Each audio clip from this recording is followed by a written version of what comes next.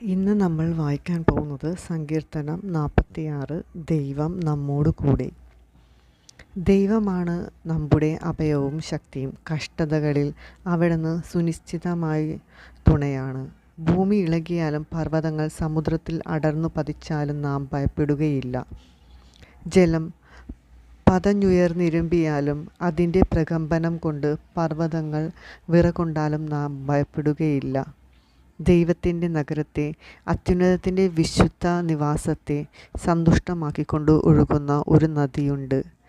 ആ നഗരത്തിൽ ദൈവം വസിക്കുന്നു, അതിനിളക്കം തട്ടുകയില്ല.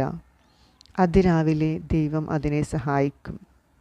ജനതകൾ ക്രോധാവിഷ്ടരാകുന്നു, ജനങ്ങൾ പ്രകമ്പനം കൊള്ളുന്നു.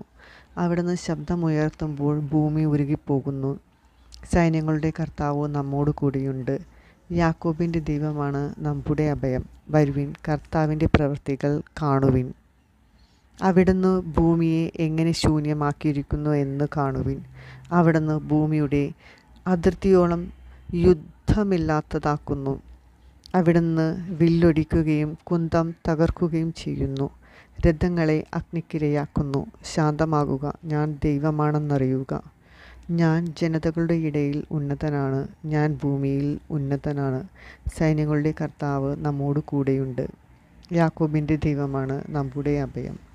ദൈവവചനമാണ് നാം കേട്ടത്. നമുക്ക് ദൈവത്തെ സ്തുതിക്കാം.